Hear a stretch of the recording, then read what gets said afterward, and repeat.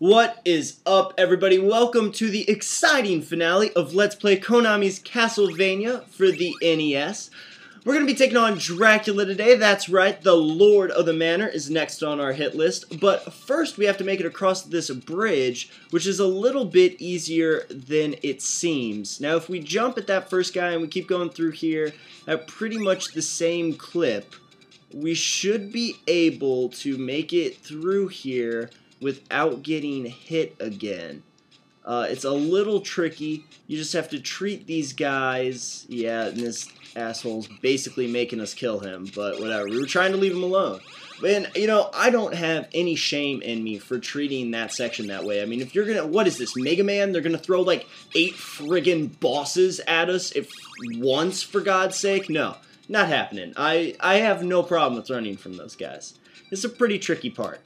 The only thing about stage 17 that'll say is not to let those skeletons box you over into that right-hand corner there. That can be pretty dangerous. It can be pretty hard to get out of there. You just have to jump over immediately. We're going to be leaving that knife there because we don't really need it. We will be using our stopwatch here once I jump over this guy. There we go. And we'll be able to just grab this tasty treat. Use stopwatch again. I'm a little overly cautious, but I don't want to waste the fact that we just got that food. Stopwatch one more time, and we should be able to make it through here without getting hit again. There we go. And we made it to Dracula, actually. We're just going to grab this heart, maybe, or something. There we go. Grab that heart right there. A heart right there. Glad it wasn't money. Because we'll be needing those hearts here in a minute. And just climbing up into the keep that we saw way back in level 3. Now, I am going to show you a little trick right here, which is if you clean out this room, vault's candles, and then come down here, and then come back up, the candles will be back in full of goodies once again, just like the candle-shaped piñatas that we know from the Castlevania series. But right now we're getting ready to take on Dracula, the Lord of Darkness. Now, my strategy for taking on Dracula might not be the best. If you think you have a better one, go ahead and hit up the comments and let me know. But basically what I do is I throw whatever weapon you're working with. I'm using the cross. I like it a little bit better than the holy water. Whatever weapon you're working with to create kind of a shield in front of me to stop his projectiles from hitting me. Now, this is a great strategy in my opinion for 2 reasons. The first is that you just saw there. Sometimes he'll drop items like hearts and stuff to make it a little bit easier to use our items to take him on. And second, we're actually getting points for all of the fire, all of his projectiles that we're stopping from hitting us. And those points are going to allow us to rack up some extra lives, like we just did, I believe. Rack up some extra lives rather easily that are going to give us a lot of chances to get through here. One thing to note is that Dracula does just pop up right on top of you a lot of times, like he did right there for me. So it's very important to keep moving. He's giving us a ton of hearts, actually. This is really, really awesome. He usually is not this generous. Wow, this is fantastic.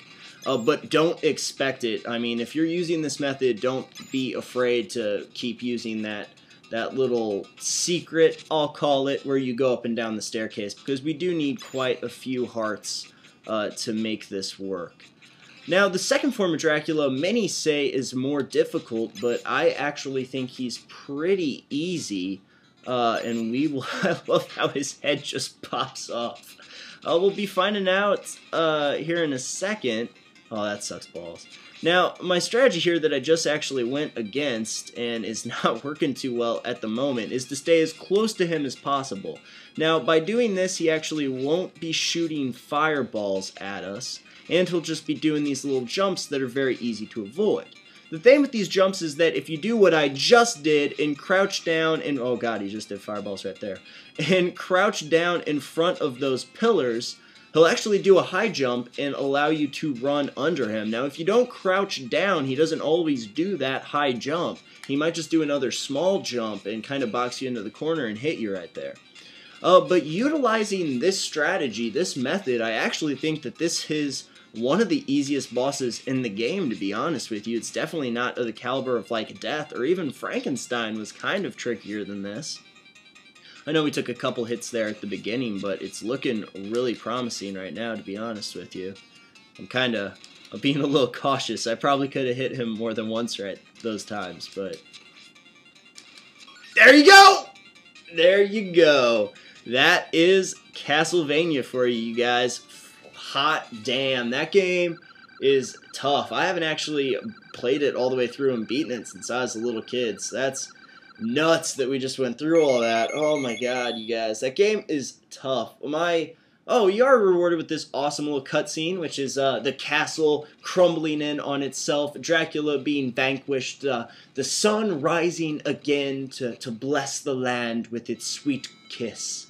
Produced by Konami, directed by a bunch of people. There's some names that are going to show up on screen.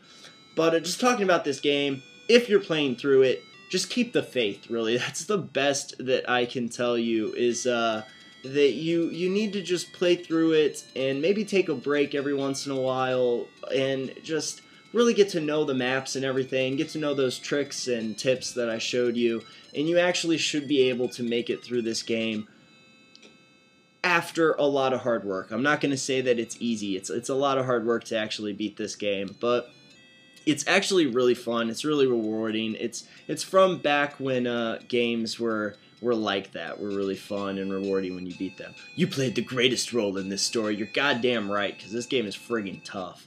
But it's a great game. If you haven't played it, I highly recommend you going out and picking it up, unless you're like a rageaholic. That might not be healthy for you, because it's very, very hard. But definitely play this game. I love this game. It's one of my all-time favorites, and I want to thank you so much for sharing it with me and just watching me play through it. So thanks for watching. I will see you guys on the next one.